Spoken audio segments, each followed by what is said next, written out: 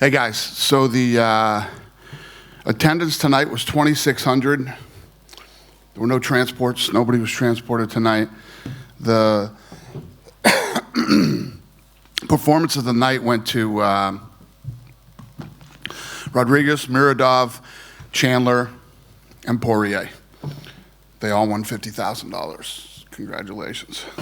Pretty big night in the lightweight division, especially. So let's start with the main event. You know, Dustin Poirier, I think one of the biggest wins of his career. What did you think of his fight tonight? Yeah, no, he came out. Khabib, when I was with him last week, said he needs to come out in that first round. He needs to try to grapple, not strike with him. You know, tire him out, make him use his arms and legs, get him past. He thought a round and a half. And he thought the fight would go the other way if he could get Conor out of the first round and a half. Have you had a chance to speak to Conor yet after the result? No, I haven't seen anybody. I want to ask you what you thought about Michael Chandler as well. Like I said, an amazing debut from him. When guys come into the UFC for the first time, they usually have a rough, first time in the big stage. He didn't. He came out and almost seemed like Hooker froze in that first round, and Chandler was just all over him and put on an incredible performance. Listen, man, when you get the platform that we had tonight, you make the most of it, and that kid did. Some people did tonight, and some didn't. Yeah. I guess now the big question is, because those were two great wins, was Khabib impressed by anybody? Do we know what he's thinking? I did talk to Khabib, and he said to me, Dana, be honest with yourself. You know, I'm so many levels above these guys. I beat these guys, and you know, I don't know. I don't know what but it doesn't sound very positive. So we'll see. And what he said was, I told you guys before, he won't hold the division up. I mean, he already retired. He's basically retired. I'm the one that's been, trying to get him to do one more. Yeah. So do you give him a deadline? Obviously you've got guys that want to compete for a belt, and I know he's not going to hold up, but what's the schedule in your mind? Yeah, it doesn't matter because these two just fought. They're not fighting again anytime soon, so get it figured out. You think if he is done, do you think those are the two guys that fight for the lightweight title? Yeah. You talked about the massive platform. Any early indication on how you're doing? And also, it seemed like there was some little bit of tech issues at the start. Do you know what happened there? Yeah, it was mostly on the West Coast. West Coast had some problems, but they got it fixed. And, it was a good night. It was a really good night. One of the top two all time. Top two all time? Yeah. Wow. We know you were going after the pirates, the illegal streaming. Any news on that? Yeah, part? So let me tell you that story. It's my phone. So the night that I guess it was I did an interview with BT, and then I think you asked me at the press conference, right? And I basically said this is what's going to happen. So, and I told you guys that we found the guy, and we were watching him. He put out a statement that night, said I will not be streaming the McGregor versus Poirier anymore, but I will show you how to buy it legally, and put out this huge statement. And now his whole streaming service has been deleted and is gone, disappeared. One down and a shitload to go. And I'm ready. Every event, I'm going to go after one of these guys, or more. We'll see. Fair enough. Last thing for me, we didn't get to see you after the weigh-ins. And who you are, guy that did this. Good move. We had you, pal. I don't know if he knew something or what, but we had you, and all you had to do was pop up that stream, and you were in big trouble. So he did the right thing. Yeah, fair enough. Like, last thing for me, we hadn't seen you since the weigh-ins. The whole Ottman-Izatar situation. What was in the bag that was brought there? You talked about? No clue. Crazy. Yeah, no clue. Yeah, unfortunate. Dan, right here. When you're watching the main event, the first round, Conor going for the shoulder strikes again, Dustin Poirier going for the takedown. When you're watching that first fight, was it playing out how you had expected? Well, I think Conor had a good first round doing what Conor does, but Poirier did too. I think Poirier fought the way he needed to fight in the first round. Then the calf kicks seems obviously played a major factor. 100%. And then I think Dustin even said he kind of thrives being overlooked. He didn't say he was being overlooked this fight, but I think a lot of people were looking forward to the Khabib-Conor fight. Did you think, was he being overlooked, and did he thrive? Every time I did an interview, I had to talk about Dustin Poirier because the interviewers weren't. Yeah, he was totally overlooked. And then Dan Hooker took his gloves off and tossed him into the octagon after he left. Have you spoken to him at all? No, there was I haven't talked to anybody except Khabib. Where does Charles Oliveira fit into this lightweight title picture, too? Yeah, good question. And then finally, what did you make of the stoppage in the Marina Rodriguez-Amanda Ribas fight? It seems like Marina said she basically got 2 knockouts in one fight. It's true. That is true. Yeah, it was a bad.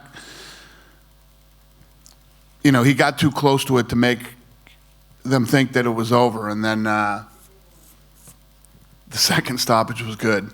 I guess that's the way to put it. But yeah. Just going back to that Ottman situation, I think I heard you in an interview say that they gave the wristbands to their friends, but then the guy who had the wristband like scaled the balcony or something. Why did he do that if he had a wristband? Why couldn't he just go into the lobby? He did. He did go into the lobby, went into a room, then scaled a couple balconies over to his room. Did he just get into the wrong room or something? Why did No, I don't know what the hell happened. They gave a wristband to somebody. The guy came up and was, they you know. Is there a chance of criminal charges being brought against that guy? No, we're not doing that. But getting your fight pulled and getting kicked out of the UFC is probably bad enough for him. We don't need any criminal charges against the kid. He's not a bad kid. He just made a bad decision. I meant the guy who came in. Oh, yeah, that's Abu Dhabi government has his name. I don't know what they'll do with him. Yeah, that's up to them. Dana, can I ask if Jojo Calderwood, do you think she'll make her way back to Valentina, back to the title picture with that win? Yeah, it was a great fight. She looked good tonight. All kinds of weapons tonight. I don't know. I mean, I don't make fights the night of the fight, but obviously she looked great tonight. Awesome. Go ahead, Ani. Sandrine from Kura. Would you say that Chandler's UFC debut was the most impressive you've seen? It's pretty damn good. I don't know if I've seen one, but like I said to John, you know, a lot of people who come in their first time have a rough go, you know, in their first fight in the UFC. That kid fought like he's been here for years. So, yeah, I off the top of my head, I can't remember a better one. Do you guys hate the backflips as much as I hate the backflips? It's just the kid gets his fight in the UFC, then does a backflip that looks like it's going to blow out both fucking ankles, knees, and his spine. I don't get the backflip thing, and I don't like it. Somebody's going to get fucking hurt doing that. Sorry. Then, what do you make of the performance of Rodriguez against Amanda? And how do you see the future of Amanda that had a lot of hype and then got knocked out? Well, it happens. I mean, you know, in this fight, I mean, she deserved all the hype she got, but when you put two of the baddest women in the world against each other, somebody's gonna get it, and it was her. It wasn't that she was overhyped. They're two top 10. You know, to make it into the UFC and then to make it into the top 10, I knew that was going to be a good fight, and either one of them could have gone in that fight. She wasn't overhyped. We saw the video of you talking to Khabib about the numbers of the UFC 257. Do you have any updates on the numbers? Yeah, I told John it's top, either number 2 or number 3, all time. Dana, to your left over here. Over here. Hey. Conor said in the cage that he's keen to be really active going forward after this, and he wants the rounds. Are you considering maybe turning him around relatively quick? Obviously, he needs to recover from a knockout like that. Who, Conor? Yeah. Oh, I don't know. We'll see. I'm sure in a few hours he'll be blowing me up, telling me, you know, a million things he wants to do. So we'll see. We'll see what he wants to do from here. Yeah, and obviously Dustin's heading in a different direction, but he says they'd maybe like to do part 3 sometime down the line. Is that something you could envision? Yeah, I mean, there's always a trilogy when you got 1-on-1. Awesome, thank you. Cool. Here, Muradov jumped out of the cage and asked you to give him an Instagram follow. Is that true? Yeah. Yeah. He jumped over the cage and said, Dana. And I walked over there and he says, why don't you follow me on Instagram? I said, I'll follow you right now. We got it done. And also, any updates on when UFC might be coming to Abu Dhabi again? Well, we haven't left yet. We already want to come back. Yeah. I mean, if I had to map it out in my head, we'd come back here in June or July. Probably it'd be about that time. You know, who knows? While we were here, there was a new inauguration, and we'll see what happens. You know, traveling in America and all this stuff is going to be, I think, another massive challenge for us this year. Thank you. Dana, can I ask about Michael Chandler? And because he came past the media and he was saying, "I'm coming for you, Khabib. I'm coming for you." What did he shout at you? I see him come over to you just after his victory, just before he exited the cage. Did he say something similar? He was saying all kinds of things. I can't hear well, so I kept asking what he was saying. I didn't get most of what he said, but I knew he was fired up, and I'm sure he was asking me for something, but I don't know exactly what he said. You're gonna have to ask him when he comes in here. But yeah, I'm obviously going to talk to Khabib and see if he wants to defend that title, and if he doesn't, I won't push it anymore. I know we got Khabib's comments to you. You said that he was levels above those guys, but did he make any special mention of Michael at all? No. He said, Dana, be honest with yourself. You know, he wanted to see something spectacular. You know, he hates Conor, so I know he wanted Conor to lose, but, you know, there has to be a little piece of him inside that, you know, the fight with him and Conor would have been one of the biggest fights ever, if not the biggest fight. So the last few days, the way that this thing's been trending, and you guys had to feel it with your numbers too. I mean, our numbers are off the charts this week. And I was saying that I felt that Khabib-Conor could be the number 3 fight all time, period, in all combat sports. Today, I felt like it could be number 1. I felt like it could beat McGregor-Mayweather. You know, so a piece of them had to want to be a part of a fight that big. Yeah. Dana, we just had a taste of what's like having fans back. Do you think it's going to be a little weird going back to the Apex? And would you have Conor fight, because he wants to stay active, would you have Conor fight at the Apex with no fans? You know, coming into this thing, I didn't know these fans here were great. I figured they'd be crazy tonight. At one point when they were chanting, ole, ole, I mean, it sounded like this place was sold out. So it's cool to have fans, but yeah, I mean, we could do Conor at the Apex. I don't know what we're gonna do. I don't know what this year is gonna hold for any of this stuff with what's going on in the United States right now. So we'll see what happens. I was gonna say, Anderson's debut was pretty impressive. Yeah, true. Yeah, true.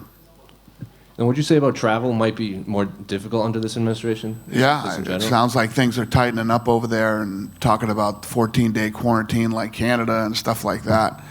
If that happens, that's gonna be a problem.